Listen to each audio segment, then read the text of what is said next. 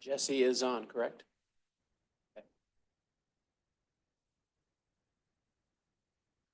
I am here. Good afternoon and welcome to the Tuesday, December 10th meeting, regular board meeting, special board meeting of the Tuolumne Utilities District. Please rise for the Pledge of Allegiance. Pledge allegiance to the flag of the United States of America, the Republic, and one nation, indivisible.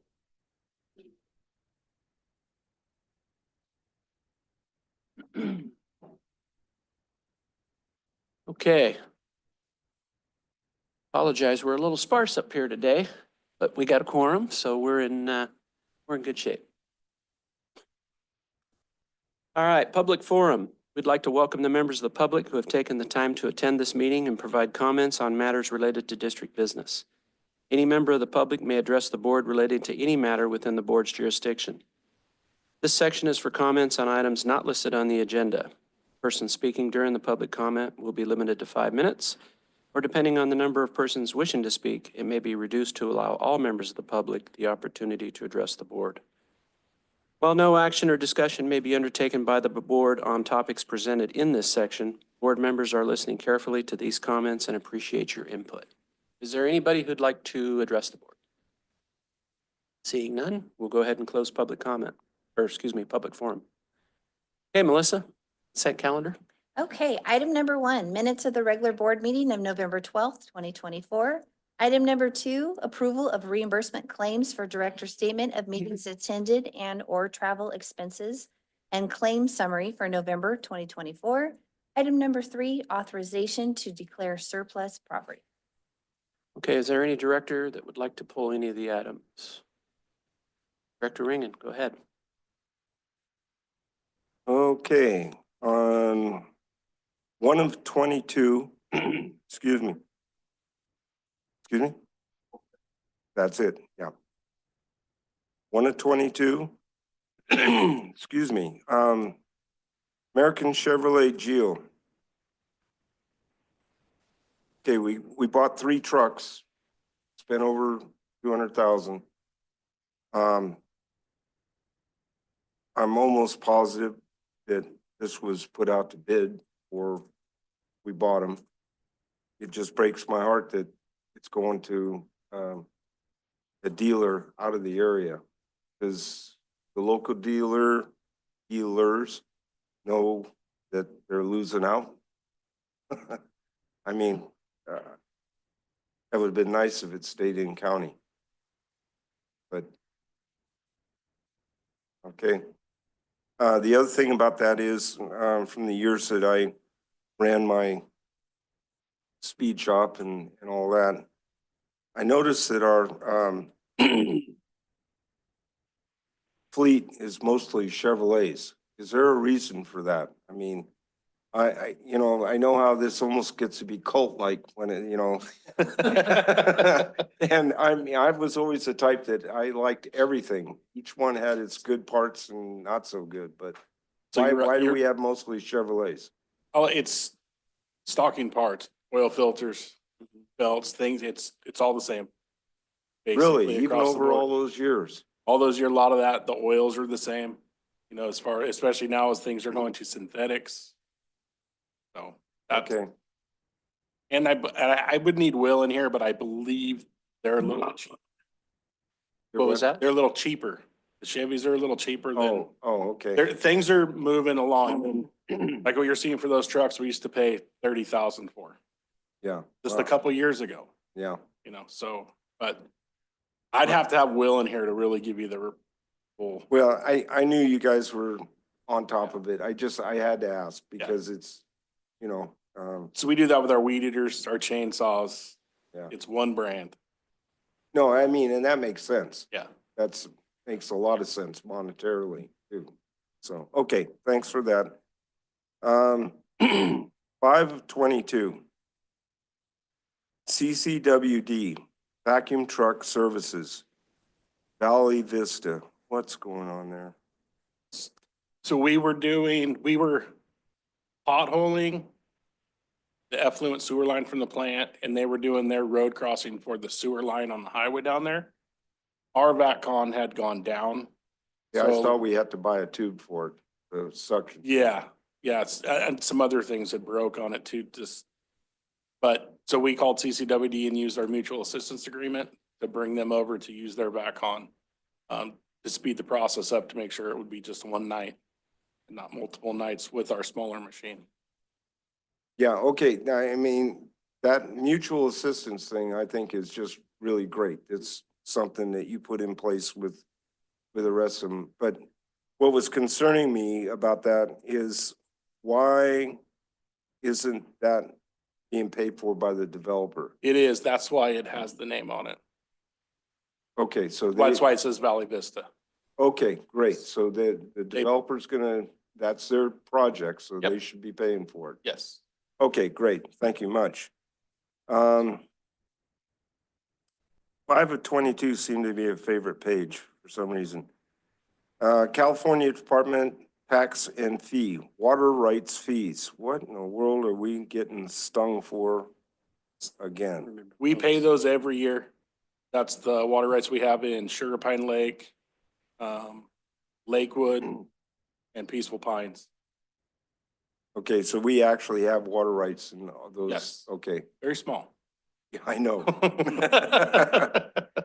Okay, and then right below it, I think, is California State Water Resources Control Board. They just can't keep their hands out of our back pocket. What is a T22 Tracer Study Review? And why do they get to charge us money, like $12,000 to do that? As part of the new regional wastewater treatment plant and the permitting requirements, we have to do what's called a tracer study. And that tracer study helps us determine how effective the hydraulics are in the chlorine contact basin. And our consultant had to prepare a work plan and submit the work plan to the state. And they billed us for their staff time to review our permit application and the work plan. There may unfortunately be more invoices coming because we're still in the process of securing the last permit.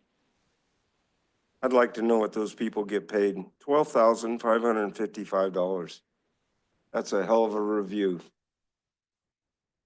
Okay, now we get to talk about Carasoft Technology Corporation.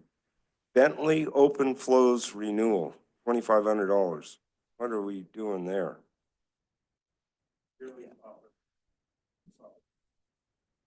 You know, I think I can answer these from here on out when they're really oddball. I know they're tech. Can I ask one question regarding that? Sure. Does that have to do with like cybersecurity? Is that what that is? It isn't? Okay, cool, thank you. They come up with the best names on that stuff. 11 to 22. Oh yeah. HDR Engineering and Columbia Ditch Hydro. I know what this is. You know, we've discussed this in depth at committee. It was done the right way. It came to the board agenda item. The only thing I want to say about this is, one more time, just to put it on the record, please, here on out, let staff know when it comes up, not 3 years later when there's nothing that we can do about it. I want to know in the beginning. Board wants to know in the beginning, so that if there's a way to, because mark my word, we're going back into negotiations with EG&E. I'm going to bet we're going to wish we had that back. And then it's going to cost, I know it's going to cost us money to keep it, big money. It's going to cost us big money to try and get it back. And I hope to God that our consultant's right, that we can get it back. So, and then the last thing, 20 to 22, if there's ever proof that we need to jump on our biosolids, biochar situation, check out Signago Technologies Incorporated. It cost us $250,000 to have our biosolids taken care of?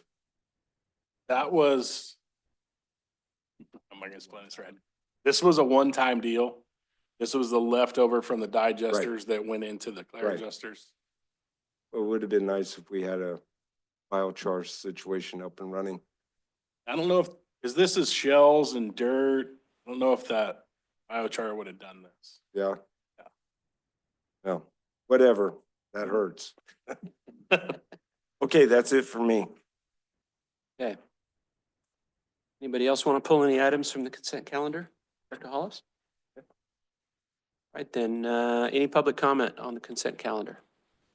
Seeing none, I'll bring it back to the board for a motion. I'll move to, pass the consent calendar. Second. Okay, it's been moved and seconded to approve the consent calendar. Any further discussion? All those in favor? Yes. Opposed? Passes 3-0. Melissa? Okay, regular business. Consider awarding 126K tank replacement project construction contract to Paso Robles Tank.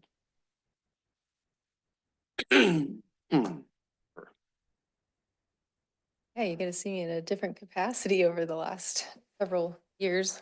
I haven't been doing many of these and on the wastewater project. Want to just take a moment and welcome you, Mr. Hollis. Nice to meet you. And then also I'd like to take a moment and have the board meet one of our new employees. He's been here for about 5 Gookin. months. His name is Nate Gookin. He's our new assistant engineer. So yeah, we're showing him the ropes on how to present these so that next time he'll be standing here as well. So he did prepare this agenda and, or this staff report. And this is technically his project. He did the design on it himself, put it out to bid, and I've just been overseeing his work. So anyway. Okay, so right to it. The existing 126 tanks in pretty bad condition. I'm sure a lot of you guys already know that. This tank was identified in our 2023 capital improvement plan for replacement and generally is included in the overall Cuesta Heights improvements. It was kind of like the last, one of the last pieces, that tank, and then Pedro Y, which you'll be seeing here in a matter of a few months as well. The 126 tank, it feeds the Gibbs area. It's fed by our Columbia and Big Hill water treatment plants, and it's a pretty critical tank for emergency fire flow, but also for our ditch outage. So as recently as this year, we have had some video, a new hole popped up in the tank and it was leaking pretty badly. So it's definitely in need of replacement. The roof rafters have fallen in where we cannot access the tank. The ladder's been pulled.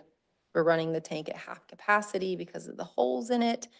And then just, the threat of failure. So we are ready to replace it. We are going to be replacing it with a slightly larger capacity tank. The 126 is obviously 126,000 gallons, and we're going to be replacing with 250,000 gallons. The site can accommodate 2 tanks, and so in the future, some years from now, we will be putting a second tank up there for redundancy. But for now, we're just going to start with the first 250,000 gallon tank. So this contract, we went out to bid on October 23rd, and we received bids back on November 20th. I don't know. I guess I thought maybe they would be displayed up there. The low bid was from Paso Robles Tank. I'm sure that they sound familiar to you.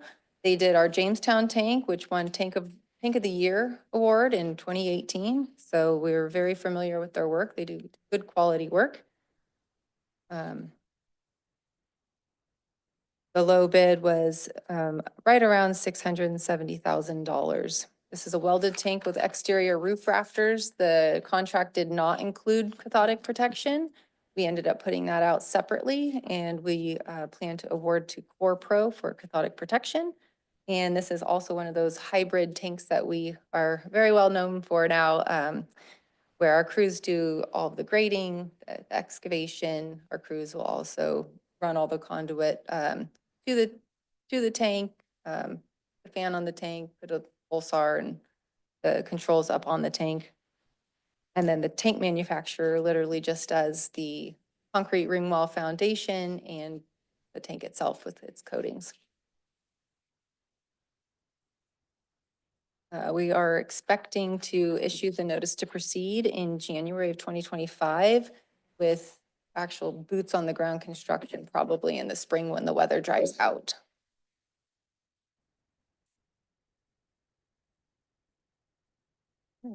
I have. Any Does that questions? Jennifer? questions? I may be off base here, but it seems like this was, a fairly reasonable, cost to put this tank in compared to some in the past. Are we, in a time period where people are starting to get hungry for work? Yeah, I looked at that too. And looking at even the bids back from the Zone 4 tank, I felt like this was pretty reasonable. We've worked with Paso in the past and they've done great work. So I still have the confidence, even though their number is a little lower than I was expecting. I do have confidence that they'll do a good job. Yeah, I'm not sure to answer your question. I'm not sure. Maybe the construction environment's coming back down or what. well, it'd be nice if that's the case. Yeah, We definitely. got plenty to do. That it? Yeah. Director Hollis, you got any comments? Yeah, it was a little lower than I was expecting to. However, I do remember when I first got on this board and, Mr. Johnson, you told me, I remember you made a comment at that time, you could figure about $2 a gallon. Those days are long gone. Okay. That's exactly what I was going to say is I think it's good in comparison to the recent history, but not so good if you look out any farther than 5-6 years ago. This is, $2 and something cents. It's closer to 3 actually, if you look at the other bids. All right. Anybody else got any other comments? Okay, open it up to the public. Anybody have anything to say? Okay, I'll bring it back to the board. Okay, I guess, I'll move to, have the, staff move ahead with, the contract with Paso Robles tank, to get that installed. I'll second it. Okay. Any further comment? One last chance for the public. Seeing none? Well done, Nate. Jennifer, thank you. Yeah, I was gonna, as soon as, we haven't passed it yet. I was gonna wait until after we. passed it. I don't know when. I All take those all in that favor? back. All those in favor? Yes, Aye. Any opposed? Passes 3-0. Good job, Nate. Good job, Nate. Yeah, very good Jen, job. thank you very much. Don doesn't want to get those tanks done too much, does he? Nate is busy working on a couple of other tanks as we speak, so Yeah. exciting. It's an exciting time for us, and we're happy to have Nate. Yep. When are you gonna finally run out of tanks to fix? Unfortunately, I'm not going to. No, you better. I know I better, but. Yeah. Okay, Melissa, next item. Okay, item number 5, authorize staff to utilize design build process and request qualifications and proposals from design builders for the Sierra Pines Regional Water Treatment Facility. Who's up? That would be me. Okay, Eric. Well, I want to thank the board for moving the meeting time from 9 o'clock to 1 o'clock today to accommodate our legal counsel. And we also have our owner advisor, Fred Wagner and Heather Marsh of Marsh Wagner. They're also online to answer any questions. And then I want to make sure the board's aware, Gadiel DiMattei, who's sitting behind me, is our project manager for the district. And so we're collectively here as a team to respond to any concerns you have about this RFP, RFQ. But I do have a question of my own first. What happens when you put 3 engineers and 1 lawyer in a virtual meeting? You get a 205-page RFQ. That's why Now- engineers aren't comedians, though, I will tell you. There's not. Now, Anyway. now I know why my eyes were crossed as I tried to read that whole thing. For sure, for sure. But in all sincerity, we're a good team. This is a good RFP. We did, a lot of collaboration between operations, obviously legal with our consultant and with engineering as well. And the item before you today really is authorization to circulate this RFQ and RFP. When I say RFQ, I mean request for qualifications and request for proposal. Usually you see those in two steps. We're combining those into one step to save time. And also because we've already met with many of the firms that would be interested in proposing. And the qualification step doesn't need to take months and months. I think we can get there pretty quickly. But since we do have a new board member in Director Hollis, I wanted to just very quickly set the stage here. The project itself involves constructing a 3 million gallon a day water treatment plant at Sierra Pines. It would be expandable to 5 MGD at full build out. It would consolidate up to 8 treatment facilities, 22 tanks, 17 pump stations at build out, as well as 17 water systems in our area. So it is a monumental project for the district, but also for the community. In October, the board here executed a funding agreement with the State Water Resources Control Board in the amount of $45.6 million. And the estimated cost of the project is about $60 million. So we do recognize we have a shortfall of about $14 to $15 million that your staff is currently working and does have strategies to fill that gap in the time frame we're talking about here. And what I mean is, before we execute a contract to proceed to construction on this project, we need to have that shortfall covered. And we believe that's probably in the 12, 18-month timeframe. But prior to securing this latest round of funding, your board heard several presentations about design build. Gadiel made one, as well as Marsh Wagner also made one. And in May, the board actually hired Marsh Wagner, our owner advisor, to help us through this process of crafting an RFQ and RFP. Jesse, our legal counsel, was very involved because there are legal requirements to utilize design build. And it's important to note that your current procurement purchasing policy here at the district does not explicitly authorize design build. However, by action of the board here today to authorize release of this, you are legally allowing that sort of variance from our procurement policy. A couple of things that's important to note here is the selection of the design builder is really arguably the most important aspect of this project. In conventional design bid build, we would circulate plans and specifications, and then we would get a hard bid. We're not doing that approach here. What we're looking for is to hire someone that will design and collaborate with our team here and then generate a cost to construct the project, which would take the form of what we call a GMP, or guaranteed maximum price.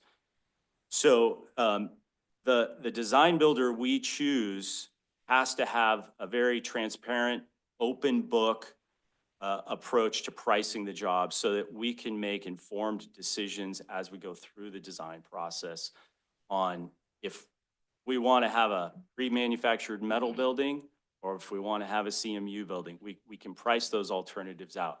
Do we want to have a package treatment system or a conventional, more constructed in place concrete basins for our filters?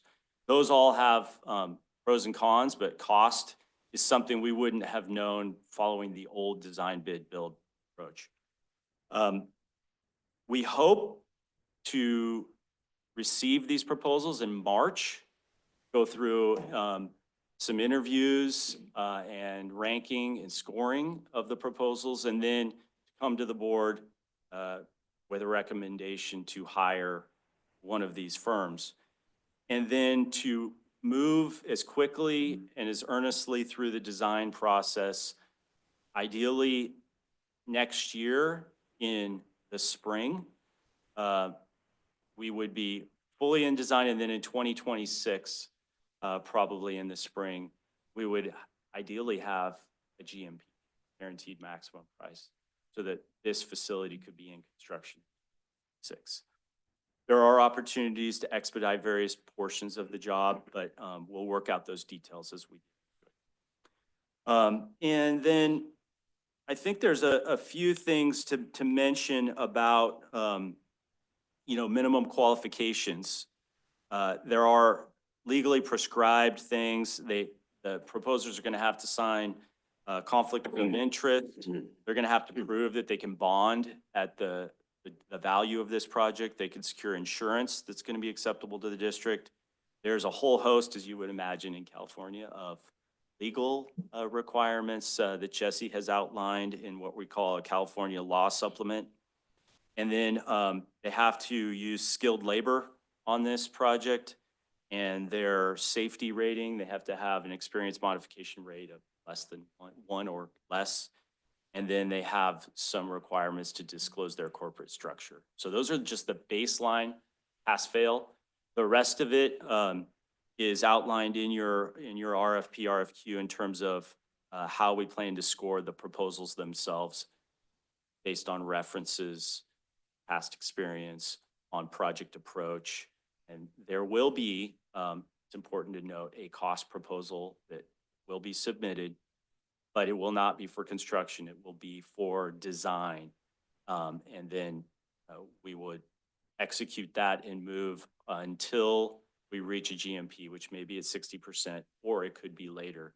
And then we would come back to the board with a contract amendment to proceed to construction. So hopefully I'm outlining a process that makes sense. It's very different than conventional design, bid, build. But with that, we have the whole team here to answer any questions. Just tell us what page number you're on, because there's only 205 of them. Comments? Dr. Regan? Yep. Okay. Okay, I did my best to read that thing. It's out of my league, I'll just say that. Excuse me. I don't understand how this is gonna work, and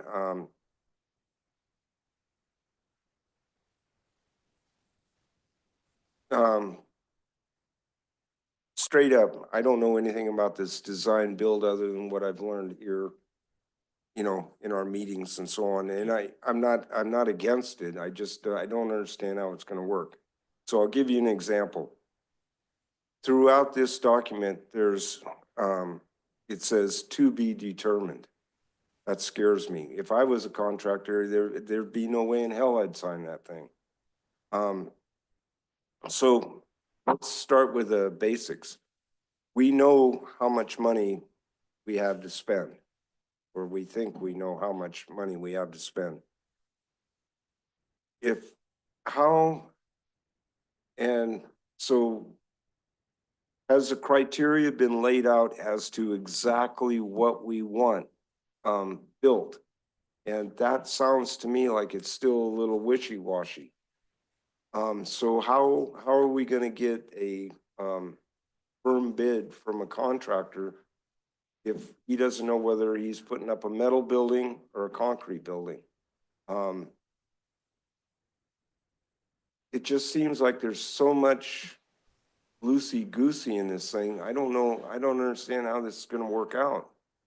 I just see a great big fight coming, and you guys must know something that I certainly don't. So.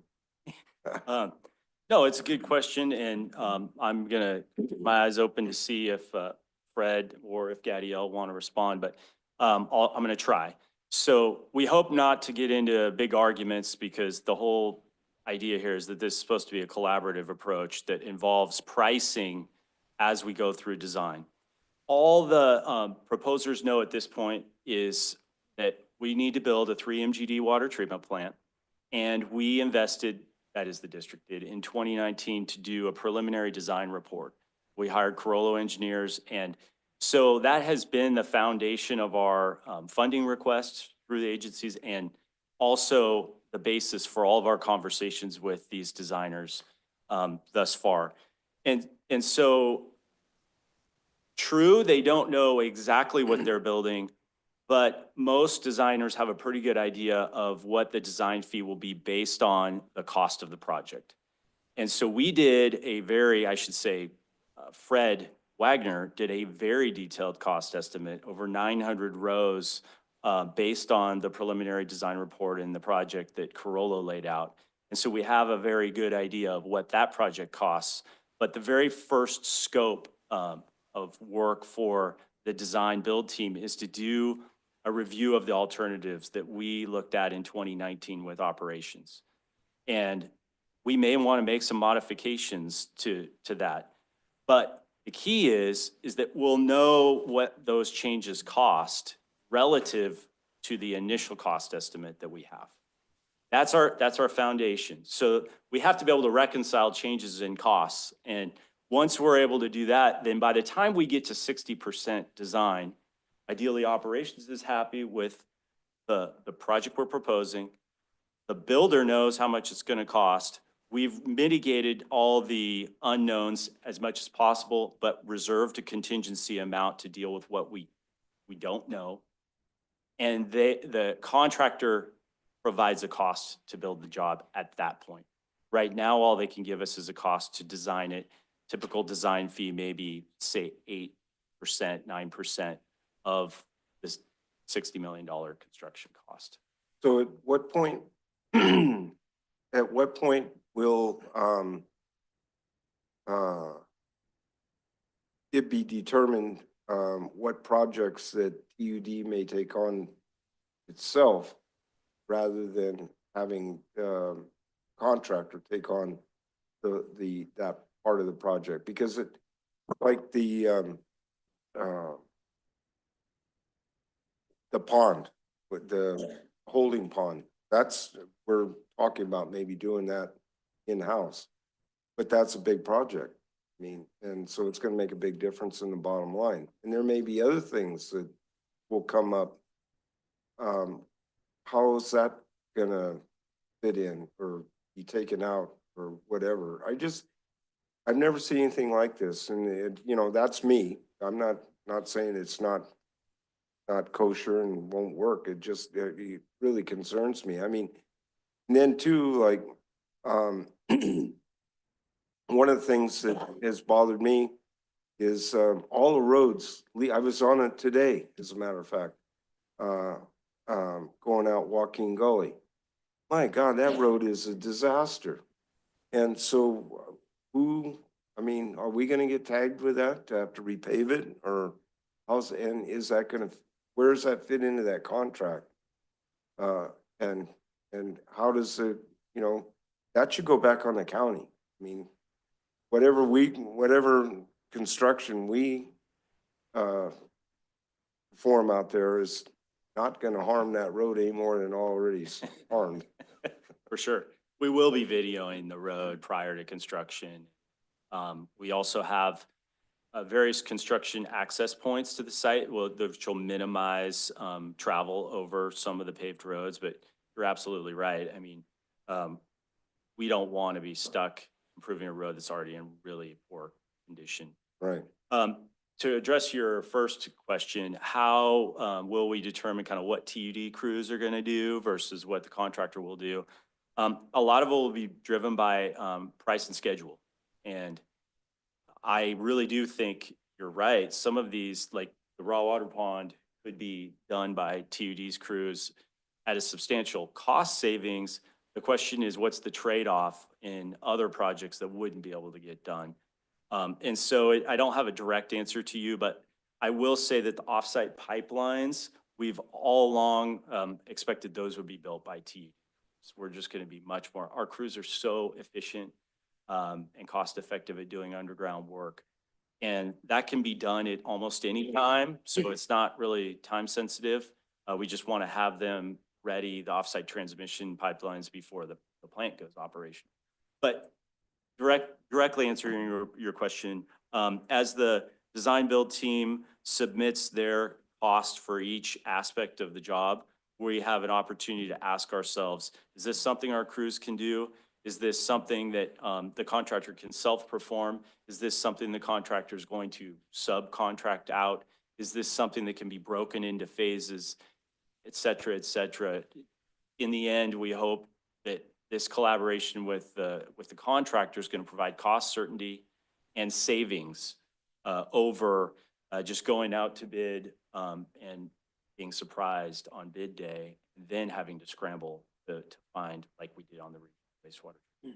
Well, I hope too that there's a lot of forethought put into it as to what portions of the project that the TUD crews can perform, because in my opinion, and it's just my opinion, but I think that our crews provide far superior final product than when it gets bid out.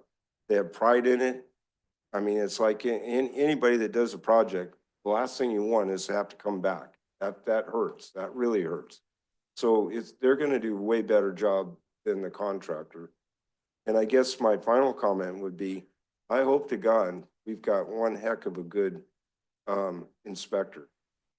And he's on the job watching what's going on, because this is a big lump sum of money, and we need this project to be El Primo and working for years and years to come.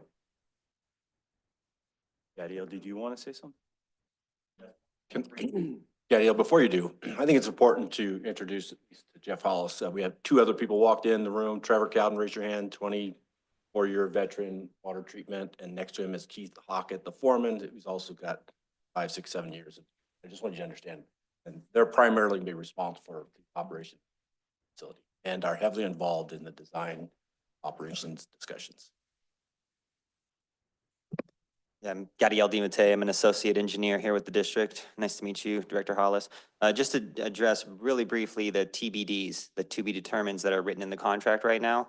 A lot of those are going to be worked out as we negotiate the first contract. So when we bring it back to you guys to hire a design builder, a lot of those TBDs are going to be gone, and with some hard, fast numbers written in there, including a maximum not to exceed for the preliminary stage services at least. So just to maybe put you a little bit at ease with those unknowns.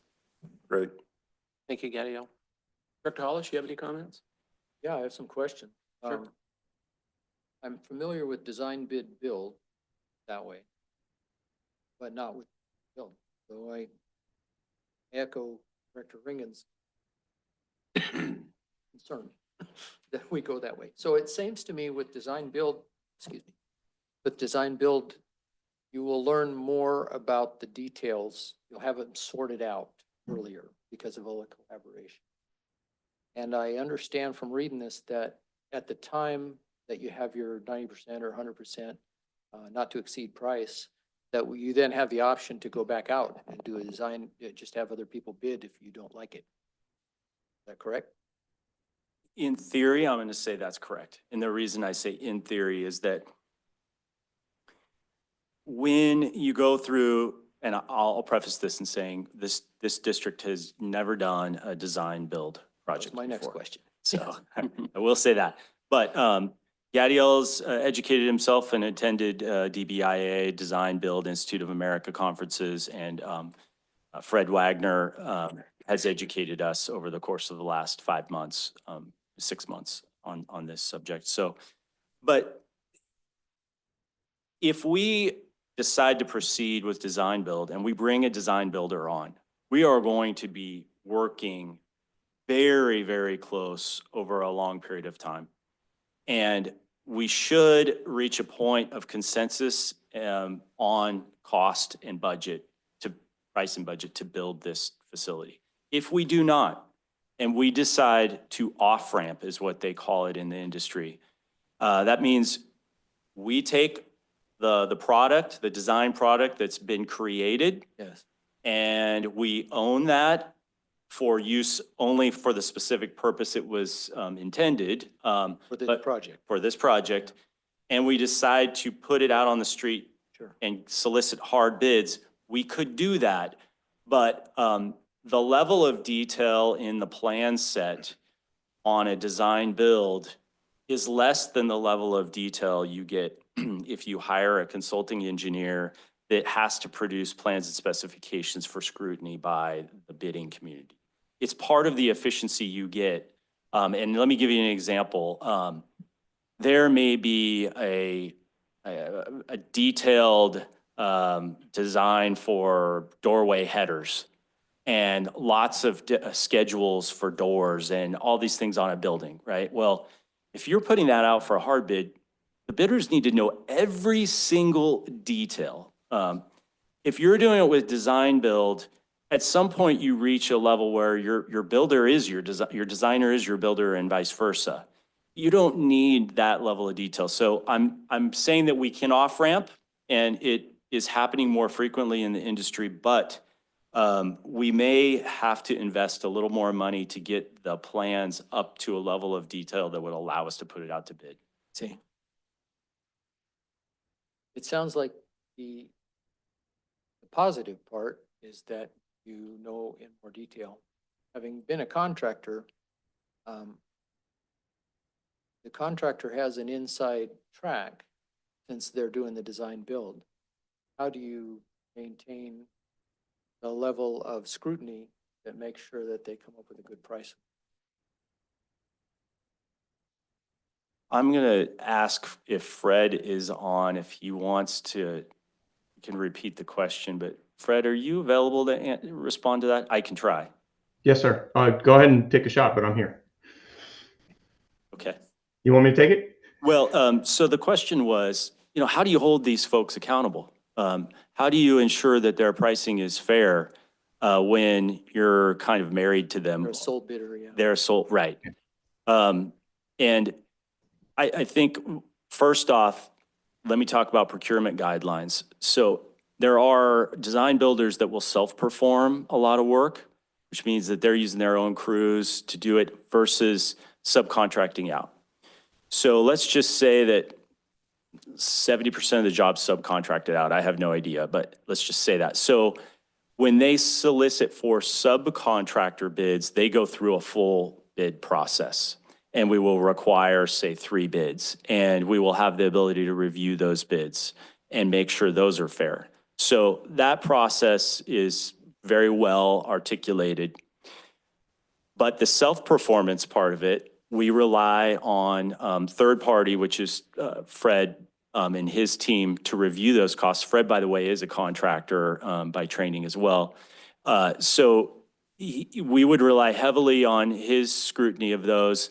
And then also we can go through a lot of metrics. There's a lot of different ways to analyze cost on quantity, on labor, on, a whole bunch of different ways. And so there'll be a cost model on this project, and that cost model will be maintained by the design builder, but also operated by Fred and his team so that they can look at all the different metrics that go into building the cost. Fred, did I address that? Sure. If you want me to pick up, let me know. If you want to elaborate, please do. Just a little bit. I think the important thing to keep in mind is this is an open book, and Eric mentioned this is an open book estimate up until the point where they solicit bids from subcontractors. So all the way through this process from start to finish. And again, we're using progressive design build delivery. So this is a progressive development of the scope. And in developing it in this fashion, we're starting with a lot of uncertainty. Now, we have a lot of uncertainty because we don't have plans yet, but we are building a very conventional facility. This is a facility that, this type of facility has been in common use throughout California for 20 or 30 years or more decades. So there's nothing new or unusual about this project. It's very vanilla in terms of scope. But what we're doing is we're working our way through the details of fitting this on the site and dealing with the site contours and all the conditions we have at the site. So what we are doing throughout this design development process is we are eliminating uncertainty. And uncertainty is risk. So the more uncertainty we can get rid of, the better we can define the scope as the design progresses, the more competitive price that they can solicit from subcontractors and the more competitive price we'll get from the design builder. But as we're doing this, everything is open book down to the most granular level. So we're going to see man hours, we're going to see labor rates, we're going to see quantities of materials, unit costs of materials. Everything is going to be broken down so that we can validate that those are fair and equitable prices. Because our one big challenge here in selecting the design builder is he does not have an incentive to assume risk on TUD's behalf. So we have to manage our risk very, very carefully, and we have to be careful how we allocate risk. If we allocate certain risks to him that are difficult to assess, maybe a very low probability, very high cost risk, then TUD could pay a very high cost to try and have him assume that risk on your behalf. So risk management is equally important throughout this process. So we're constantly looking at what we don't know and what's the best way to mitigate that risk. And we do that during design to the greatest extent possible. And then when we get to the GMP, the only thing we have going forward is a limited amount of construction phase risk. So this is a continuous touch process. Our firm and the team that we have involved in this project, we've negotiated 31 GMPs in the last 4 years with a combined value of about $2.3 billion. So we've had a lot of practice at this, and we've seen a tremendous amount of open book estimates. We know how to have this information presented to us so that TUD can make very quick, very rapid, and very informed decisions. We have to design a budget. As Eric said, we have a limited amount of money. We get an early estimate and it's over budget. The first thing we're going to do is dig into the scope and figure out what can we live without. And then we dig into it on a granular level and what quantities can we get rid of and how can we put more economy back into this project. And that process doesn't stop until we get to the GMP. If we've eliminated enough uncertainty and we're all comfortable and we're under budget at 60, we can set the GMP at 60 and go forward. But if we haven't, we continue to refine the scope and with the goal of lowering the price. GMP is the guaranteed maximum price. That's a difference. Yes, sir. And as Eric said, elements of that continue to be open book going forward. If they solicit a bid from a sub, that's now a closed book package similar to the award you just made for the tanks. You know it's $670,000, but you don't know what's in it. But keep in mind that at some point prior to soliciting that bid, we had an open book bid basis for that. So if we have a tank, if we do have tanks in this job, we would actually have an estimate for the foundations of the tank, all the appurtenances, the coatings of the tank, and everything else. We would agree with that price and then let them put it out to bid. If the tank prices came in significantly different than that, they're closed book, but we can still drop back and ask questions and look for value engineering and look for ways to bring it into budget. So we have an unlimited number of opportunities from start to finish to bring this thing back to where we need it. And it requires a high level of engagement. You guys, TUD's staff has shown themselves more than willing and capable of being highly engaged to the degree we need to be successful here. Thank you. That's, I'm just learning there, but that makes me feel a lot better. I got a couple questions. Eric, when we first started getting into this way back when, correct me if I'm wrong, but this is the future of the way projects are going to be managed, correct? I mean, I think large projects, I'm a believer in it. Although I haven't, like I said, we haven't done one of these here at the district, but let's just look at if you look across the construction industry over the last 30 years, 40 years, and this is just me reading and educating myself, productivity's gone down. Uncertainty and cost has gone up. And, you know, it takes years and years to deliver projects now. And at inflation, when it was running 8%, our costs on this job were running away quicker than we could secure funding on the job. So when you look at this opportunity to collaborate and do design build, when we come to the board, hopefully at 60% with a GMP, we have certainty. I mean, as much as we can in today's world, We have the contingencies built to deal with any of the other uncertainties. And for this district to take risks of this size with a conventional design bid build without a clear way to secure the, whatever the overage is, I thought was a high bar to clear. So design build would give us the opportunity to see if our budget diverges from construction cost early on and to implement measures to course correct, as Fred had said. And that's only available through this delivery approach. Yeah, that's the way I recall it as well. Fred, I do have a question for you. You mentioned your 31 projects that your firm has negotiated with $2+ billion in costs. I want to be sure I phrase this properly, but how did those projects do compared to their projected budgets when they started? Does that make sense? That's a great question, and I sent a PowerPoint to Gadiel this morning on a paper that we presented at a conference about a month ago. And my primary market where I've got most of my experience is in Florida. Florida, about 8 years ago, or I would say 10 years ago, was 80% hard bid, 20% collaborative delivery. It's now flipped in less than a decade, to where people put out hard bids now and are getting no bids for 50, 60, $100 million projects. There's nobody left to bid. Everybody's in the collaborative delivery game, but it's not all good. And as Eric said, the most critical point in this entire project is going to happen in the next 2 to 3 months. It's selecting the right design builder, and what we need is honesty and integrity and transparency. And as you all know, in the contracting industry, sometimes that can be in short supply. Contractors tend to be, they're feast or famine, and they can be very opportunistic. So this selection is going to be absolutely critical.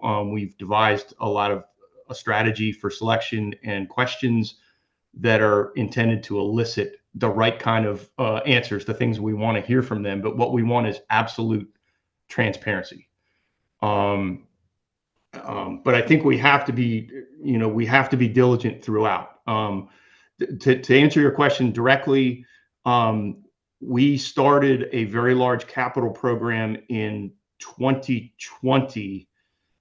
In the first 2 years, and coming in as an owner advisor on a capital program, we and the owner chose, and all these contractors have a lot of experience with collaborative delivery.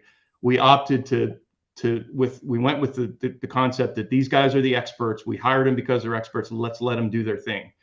2 years later, we had committed $300 million in GMPs in a 2-year period, specifically 3 projects of approximately $100 million. And from the initial estimate provided by the contractor, not the utilities internal estimate for budgeting, but the contractor's first price he gave us to the GMP, we saw cost growth consistently across the board of about 45%. And interestingly enough, we saw the same growth in risk contingencies, which told us that they weren't managing risk correctly and they weren't anticipating the risks that were driving cost growth. Over the ensuing 2, so that was, and it's a very large client. They have a lot of money. They were a pay-go utility that put them in a really tough spot. We stepped in at that point. We analyzed the results, and over the next 2-year period, which ended about 2 months ago, we singled out one contractor on an extremely large project, and we had negotiated another $300 million in GMPs from 2022 to 2024 September. We reduced the gap between the initial cost estimates and the GMP commitments to about 3.6%.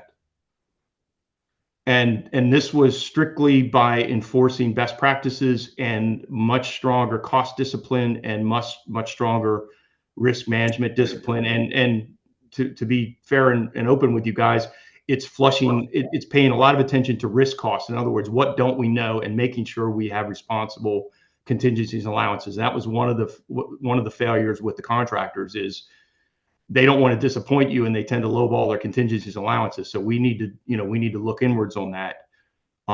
We've already developed a risk contingency and allowance document as part of this cost estimate.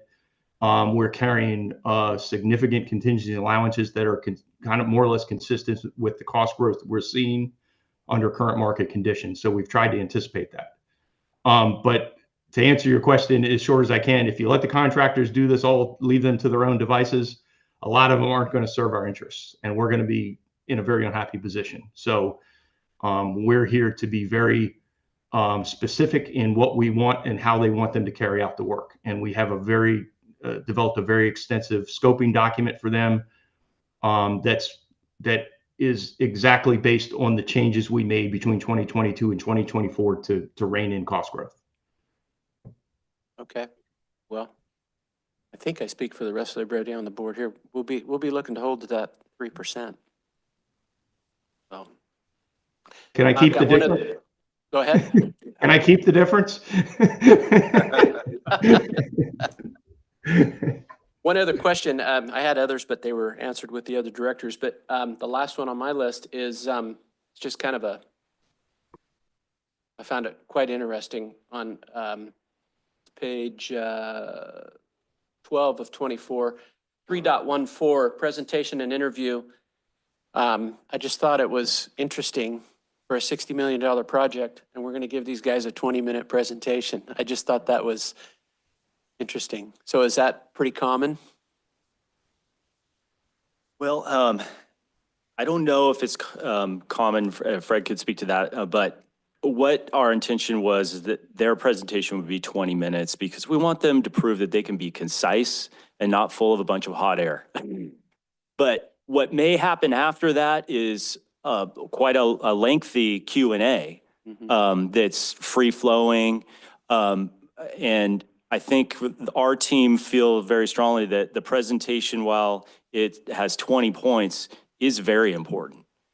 Because when you talk about integrity and transparency, words on a paper don't tell you as much as meeting a person and shaking their hand and seeing what the synergy their team has, because we don't really want designers and builders that have never worked together to have some type of arrangement. And we want people that communicate in similar fashions and can agree to disagree, and we'll look at our project from many different angles so we can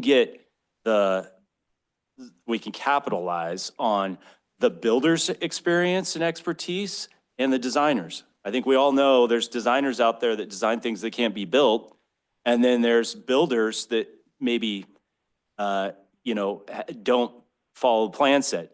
And so we want to make sure that what we put on the paper that's the design can be built in the most cost-efficient way possible. And so we want everyone to be talking. Yeah. Our interview is very important. Okay, so you're confirming what I was assuming then, that the presentation, although it's very important, the question and answer period is that's where you're going to really drill down and figure out if this guy's worth the salt or not. Correct? I mean, that's where you're going to get into. Devil's going to be in the details there, and that could go on for an hour, 2 hours, whatever it is. We didn't place a time limit on Right. that for that reason. The Okay, 20-minute interview was the toughest interview I've ever had to give anybody. And I've done a lot of these. You're welcome. But they're all laughing because they know I'm not short on words, but that was a big challenge for me. We've had informal meetings with all these teams, sort of meet and greets.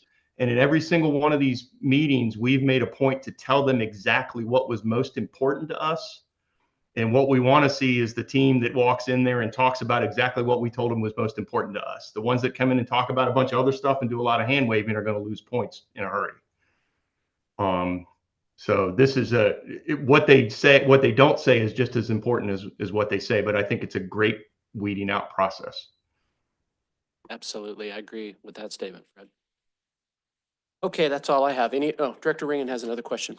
Yeah, I'm have to ask a couple of Ron questions, you know, the dumb ones. Throughout this process, I'm sure, but up to this point, but moving forward, has the water treatment gang been thoroughly involved? Because they're the ones that are gonna have to run this thing once it's finished.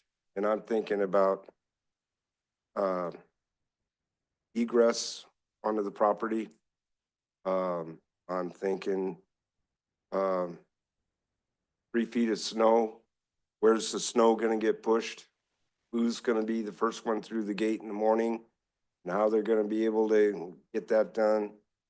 Chemical deliveries during this snowfall, how it's gonna be offloaded, how, you know, just the whole thing.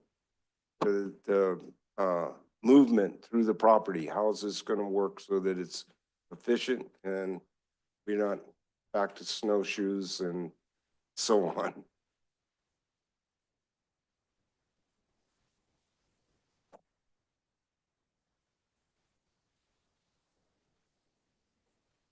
You mentioned Inspector earlier, so I'm gonna be right there with him. Make sure this gets Good. built right. Ergonomics is key. Chemical deliveries, you said it. And there's multiple ways to deliver different chemicals there, so that could be multi-task. Yeah, so over the last year, when this has really come down the pike to know that this is gonna happen, I've toured a lot of different treatment plants. I've spent a lot of time making sure we're going down the right road here. And I'll be there every step of the way, Keith included. Great. Thank you, Trevor. Any other questions for Trevor? Okay. Anything else? Jeff, you got anything else? Okay, Ron? Okay, I got a couple things. sure. Just, Don, go ahead. just, Early on in Eric's presentation, he talked about the number of facilities, and I just want to make sure we got these stats drive me crazy. You know, I think I've been around, except for Trevor, that guy Eric, been around longer than I have, but I've touched every one of these facilities. And so somebody asked me, well, how many of this do you have? How many of those do you have? It's a number. It's just a number that floats around. But I think you said 8 treatment facilities will be consolidated. And then later you said something like 17 other, and I'm putting in the word other water systems other than TUD systems. That's more for Director Hollis's benefit. Not by coincidence, I don't think, but there's currently a Tuolumne County water consolidation study that the state has hired a consultant to perform, and TUD is a part of that study. I think they understand that we're building this facility and want to know maybe what could lie in the future as far as other systems that might be failing and how they might be able to tie into our new system. So some of that. The timing of the completion of this, you know, Eric sort of verbalized a timeline of up into starting construction. And I'm really trying to exercise some real patience because I'm personally not comfortable with it. It really should have been, we should be operating the plant by now. A general manager 2015 didn't have the knowledge of the state of the condition of this district from a water standpoint and put the halts on this whole thing. So the consequence of that is we now have had the unfortunate pleasure of running infrastructure to failure. I didn't coin that phrase. CCWD coined the phrase. We can't run the risk of running our facilities to failure like TUD did a few years ago when a tank fell down. So while that it angered me to hear that being said, it's the truth. We can't afford to run things to failure. So I know, being the general manager, I don't have to convince myself where we are when it comes to that kind of stuff, because I think I more or less have to convince staff where we truly are when it comes to this risk, and it's real to me. The risk is real. So the sooner we can get this thing constructed online, the better off we'll be, and consolidate or rehab or rebuild, 30 tanks that are in poor condition. This tank must and will, this treatment facility must and will be able to treat the water at all the very current safe drinking water rules and regulations and all the new amendment. That's a guarantee. That's a must. This plant, however it's constructed, steel tanks, concrete tanks, whatever, it's going to meet these standards. It has to. Yeah, we're going to look at self-performing to lower the cost, but while that facility is very important to the longevity of this district and our ratepayers for decades to come, so is other things. We can't take our eyes off of the other things that are out there in Columbia, in Jamestown. We have to be mindful of all of those things too. So self-performing may or may not take place as long as we're not taking our eye off of some of those things. And, you know, Fred just said, and I know he meant it, and I don't think he's just doing it for show. He just mentioned that the 20-minute interview that he had here with us was the toughest 20-minute interview he's ever had, and that's saying a lot because of his experience. But we're serious. We know what we're doing. We know what we want here. We know the types of people that we want to come work in our community in a beautiful environment and appreciate it. And when they leave a beautiful site, just as it is today with some improvements to that. And we won't rest. We won't rest until we find that right outfit that's going to come up here and appreciate where they're at and the community they're working in and deliver a great product. So that's all. Thank you, Don. Good comments. You know, and you mentioned a few things there, and it made me think of a few things too that I wanted to just throw out there. You know, for as long as I can remember, way back before I ever dreamed I'd be on this board, you know, all we've heard, and as a ratepayer, all we've ever heard is about all of the aging infrastructure we have inherited over the years, and we have to, you know, maintain it and replace it when we can and fix it all the time and do all these things to keep it going. This project is by far the biggest project in TUD's history to cure a lot of that, and probably will be the biggest project in TUD's history in the future to cure as much of it that it will cure in one big swoop, if I'm making sense. And so this is huge, Don. It is incredibly huge, and we do need to be serious, and I know we are, and I'm glad we are. So anyway, I just had to get that off my chest, so thank you for listening. Anybody else got any other comments? Okay, we'll open up public comment. Seeing none, I'll bring it back to the board. Okay, I guess, oh, Yeah. no, go ahead. No, go ahead. You're the newbie. Go Yeah. for I move that we accept whatever you just said. Yeah, putting out for the initial request for proposal and qualifications. Want to read the recommendation? Yes. Right here. That we authorize staff to utilize design build process and request qualifications and proposals from design builders for the Sierra Pines Regional Water Treatment Facility. You know, that really sounds like a great motion. I think I'll second it. All right, any further comments from the public about the board? Anything else? Okay, all those in favor? Aye. Yes. Opposed? Passes 3-0. Thank you very much. Great Good job. job. Real good Thank outfit. you. Thank you, Fred, and your staff, and thank you, TUD staff as well. This Our is, pleasure. Big day.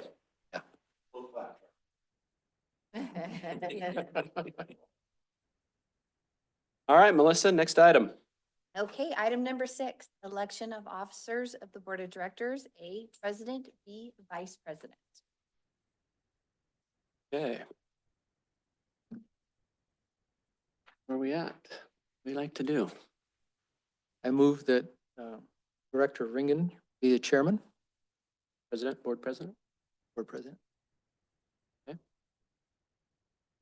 Well, I'll- I guess I just have to second it. All right, it's been moved and seconded. Any comment from the public? Any further discussion from the board? All those in favor? Yes. Opposed? Passes 3-0. Congratulations, Ron. Thank you. That was a tough one. Okay, now we need to cover vice president. I move that Director Kearns be vice president. All right, I guess I'm gonna have to second it again. Okay. All right, it's been moved and seconded for Director Kearns to be vice president. Any comment from the public? Any other comments from the board? All those in favor? Yes. Aye. Opposed? Passes 3-0. Okay. That will take, so the next meeting, Director Ringen will be president and he'll be running the meeting, so. Okay, staff reports. Who wants to go first? I don't Start have with I don't have a staff report, but I do want to kind of comment on just this time of year. It's an exciting time. Really happy, pleased, Jeff, that Director Hollis, that you've taken the seat. I think this is I recognize that we're short one board member, and I hopefully that's a short process to get the fifth person in the seat. But nevertheless, I'm really looking forward to this next year and things to come. That's not to say that I'm have any regrets for what has happened in the past, but because we've done it with this board over the last several years, has done a lot of great things. We've done together. We've done a lot of good things. So I'm looking forward to this next full calendar year with everybody. So thank you. That's the end of my report. Thank you, Don. Eric Hall, you got anything to report? Okay, how about you, Mr. Johnson? Okay, Carolyn? Just very briefly, just wanted to keep you informed that during the month of January, the finance department will be working on mid-year budget review. And so that's where we start to look at what's been happening during the year, looking at it very extensively to be presented to you during the month of February if there's any changes that need to be made. So just want to let you know that's what's coming up in the short future. Thank you. Abby? Okay. All right, then we'll move on to Director's Communications and Reports. Ron, would you like to start us off? Sure. Okay, on November 13th, participated in the TUD Ad Hoc Committee meeting. I'm going to come back to that. Got a few things to say about it. On 11/20, attended and participated in the T-STAN IRWMP meeting. That was a great meeting. Everybody, meaning the various agencies, brought in their fire hazard mitigation projects. And so Burwimp's now looking for grant monies and contractors and so on in order to take care of that. So UD did turn in some, so hopefully we'll get some help there. 11/22 was the Mountain Counties Water Resource Association Fall 2024 Water Forum. That was pretty well done. Lots of good information. We had some people there like Representative McClintock who spoke, and there's a lot of people are beginning to finally understand where their water comes from. That it's here in the mountain counties, so that's all good. And that organization is all about education of the rest of the state as to where their water's coming from. And on 12/2, attended the Mountain Counties Governance Committee meeting, and there was new director conversation on that for their board. So back to the TUD Ad Hoc Committee meeting that was held. At that TUD Ad Hoc Committee meeting, we were informed that the TUD Roundup Gang was headed to a face-off at high noon at the OK Corral with that slippery escape artist Chucky Cubic-Foot to put an end to his dastardly ways once and for all. The TUD Roundup Gang is coming to the showdown fully armed with the latest full-function, fully automatic remote read meters to finally rope in Chucky, hog tie him, and throw him in his C900 cell.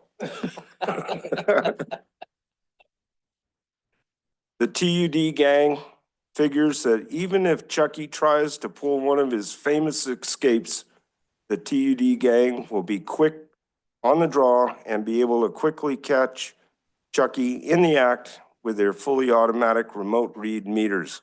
Lasso him, and toss old Chucky back into his C900 slammer so fast it'll make Chucky's head spin.